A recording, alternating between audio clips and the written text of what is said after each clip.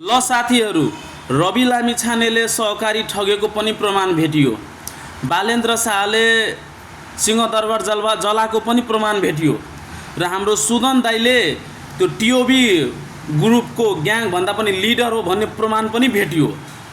र यो सबै प्रमाण माननीय माचिक्नी ज्ञानेन्द्र शाहीसँग छ। अब त्यो माचिक्नी कुन दिन नेपाल आउँछ र त्यो प्रमाण हामी सबैलाई हेराउँछ, त्यसको हामी वेटिङ गरौँ। किनकि हेराएन भने मधेसतिर एउटा भनाइसके गाँडमा बाँस गरिदिन्छु भनेर, त्यसको लागि म रेडी छु। र सिंगल खेल्ने हो भने लु आइज मादर चोद म खेल्छु। यदि तैँले प्रमाण देखाइनस् भने कुन जुत्ता, पहिला जुत्तालाई म गुँमा भिजाएर अनि तेरो मुखमा हाल्छु माचिक्नी।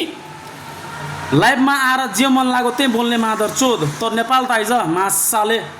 र के भनिस्, दुबईबाट, अमेरिकाबाट, जापानबाट सबले छिराउँछु, क्यारे नेपाल फर्काउँछु।